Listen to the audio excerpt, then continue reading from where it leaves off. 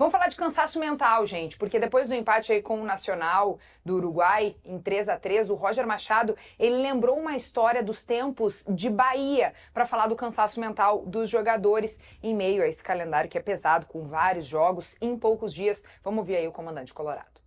No período da pandemia, quando os jogos voltaram lá em Salvador, nós fizemos 12 jogos em 14 dias. Né? Dividi os times, mas eu como treinador, isso eu vou dividir com vocês. Eu como treinador, eu estava presente em todos. Né? Então era um dia estadual, 2 dias depois Copa do Nordeste, estadual de novo, em 2 finais, a Copa do Nordeste estadual. Eu saí de casa para ir para o estádio de Pituaçu, para um jogo do estadual, 4 horas da tarde, saí perto do meio-dia, porque não tinha concentração. No meio da paralela, um motoqueiro cortou minha frente. Eu me assustei, quando eu me reequilibrei, eu perguntei para o meu auxiliar, para onde é que nós estamos indo? O meu auxiliar disse, que isso, olha? Diz ele, para o carro aqui. Deus está brincando, mas não, o susto que eu levei mexeu emocionalmente comigo. Né? Então o que me preocupa muito é isso, é o descanso emocional dos atletas, porque não é possível fazer essa sequência toda, né, em alto nível, né, e a gente garantir performance sempre.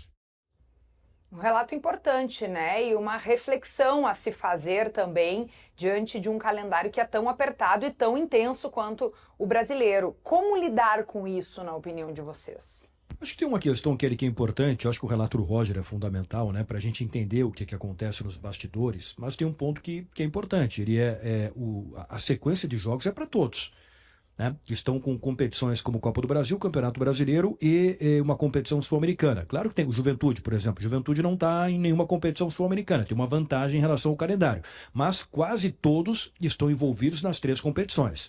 Eu acho que vai levar vantagem, nesse momento até a parada, agora de junho, né, quando tem o Mundial de Clubes da FIFA, vai levar vantagem quem tiver mais opções de grupo. Né? O técnico que chegar, olhar para o grupo dele e puder fazer um revezamento melhor, mantendo a qualidade. Quem não tiver, vai sofrer mais. E essa discussão sobre a saúde mental, né? Ontem eu estava lendo algumas crônicas sobre esse pedido de tempo do Tite. Né? E a saúde mental, ela é algo que está no nosso dia a dia, né? Algumas pessoas sofrem mais, outras sofrem menos. A gente precisa cuidar cada vez mais disso. É natural que o Roger tenha esse sentimento sobre a pressão que é a atividade dele. Talvez por isso também se pague tanto por ambientes como o ambiente do futebol, para jogadores, para treinadores, enfim, para comissões técnicas, para todo mundo. Talvez esse seja um dos pontos. Mas saúde mental a gente respeita, a gente não critica e sequer sugere qualquer tipo de análise, por um motivo muito simples. Não existe uma pessoa igual a outra, em nenhum cenário. Não existe. Então, sempre que alguém está com algum tipo de sofrimento, algum tipo de dificuldade, a gente precisa respeitar aquela pessoa, respeitar aquele ambiente. E o Roger apenas relatou isso. Mas não é dele, tá? Esse é um ponto. A nossa profissão mesmo é uma profissão de exigência também. Né? Nós fazemos cobertura disso. Estou reclamando? Claro que não.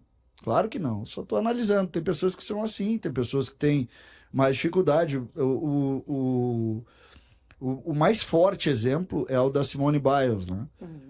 Que largou uma Olimpíada depois de todo o ciclo olímpico, não conseguiu fazer. Você sabe o que é isso? Imagina depois de toda a força do ciclo olímpico, imagina o tamanho da pressão emocional que ela viveu, que ela não conseguiu. As pessoas, eu vi muita gente criticando. Não, gente, saúde mental é uma das coisas mais complexas e a gente precisa apenas respeitar. Eu respeito muito o Roger por isso, acho que é muito legal que ele cite esse assunto, mas não é regra. Não é uma regra, porque cada um tem as suas limitações e os seus limites, né? Acho que o acolhimento é muito importante nessas horas, além de um acompanhamento psicológico. A gente tem visto isso nos clubes cada vez mais frequentemente. Os atletas de diversas modalidades têm abordado sobre esse tema, têm colocado luz sobre esse assunto, o que é muito importante para a gente refletir. A gente não está lidando com máquinas, né? Nós estamos lidando com pessoas que, sim, desempenham uma função em alta performance, mas é preciso também cuidar da mente, cuidar da cabeça dessas pessoas. É isso mesmo. Acho que a questão para refletir, sim. Só que a gente também não pode deixar de lado as avaliações do campo e dos problemas do time, né? Porque ano passado o Inter teve uma sequência ruim com o Enchente, jogando fora do Beira-Rio, perdendo o jogo, era lenha e lenha, né? Aí agora, não, agora é questão mental. Não, não, não. O Inter teve problemas de treinador contra o Santos Nacional, né? A dificuldade no lado esquerdo ali do Bernabé, nas costas do Bernabé, isso aí era o Roger que tinha que ter resolvido. Então também a gente não pode só ficar nessa questão, a sequência é difícil, tem coisas que o Roger tem que fazer para corrigir o time, o Inter tem que jogar melhor. Agora pega dois adversários, pega o Juventude e o Maracanã nem se fala, mas o Juventude é jogo pro Inter ganhar, né? Mas a sequência é difícil, teve que jogar quarta-feira contra o Nacional. Bom, ano passado o Inter no segundo turno jogou só o Brasileirão e comemorava estar na frente de times que... Lembra, o Inter pegou o Atlético Mineiro com time reserva porque tinha Libertadores, o São Paulo com time reserva porque tinha Libertadores, é o calendário. Esse é o ano do Inter conseguir superar esses problemas aí. O Roger tem que encontrar soluções também. Muito bem, gente. Vamos avançar, vamos adiante por aqui. Alguns comentários chegando. Ó, Glauco Welter, a Kelly pediu, tá curtido já. É isso aí, deixa o teu like pra gente, dá essa moral. E o Pablo Fabrício mandou uma cornetinha aí pra vocês. Disse, ser jornalista cansa muito mesmo. Nossa, dizer... Não, mas eu não disse isso. Mas poderia ter dito, porque realmente é uma profissão que nos exige muito, né? Eu quero dizer que as profissões, tenho certeza que a profissão dele também, ou se ele for ainda estudante, exige também. Quantas crianças aí em escolas que exigem bastante estão enfrentando problemas mentais em razão da pressão, pressão familiar, dificuldades, é isso. O que eu quero colocar, o que eu quero deixar claro aqui, é que a gente não pode carimbar quem tem esse tipo de dificuldade ou quem relata esse tipo de dificuldade. Eu entendo o que o Munari falou. Eu concordo contigo 100%. Eu entendo o que o Munari falou sobre cobrar o trabalho. É isso aí. Tá no preço, cobrar o trabalho.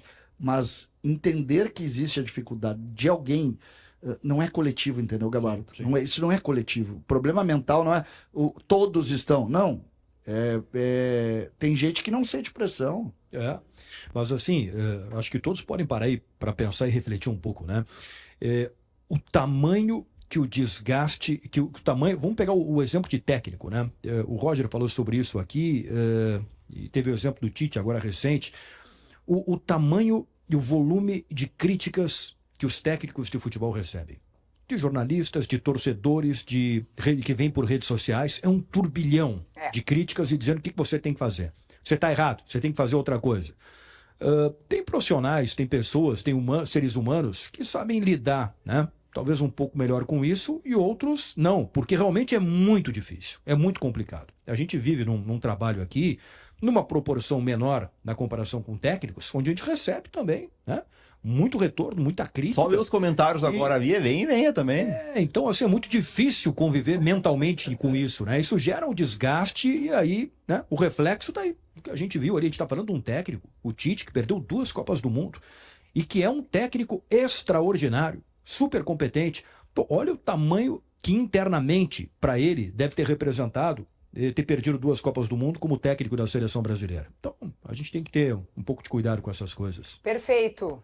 Eduardo Gabardo, sempre preciso, certeiro, né, nas manifestações. Eu tô agora querendo saber as críticas ao Eduardo Gabardo aqui. Vamos ver se tu vai achar alguma, porque eu acho que não vai ter. Acho que não há críticas do Eduardo Gabardo. Que maravilha o programa sem o Vaguinha. Será que eles estão criticando o Vaguinha?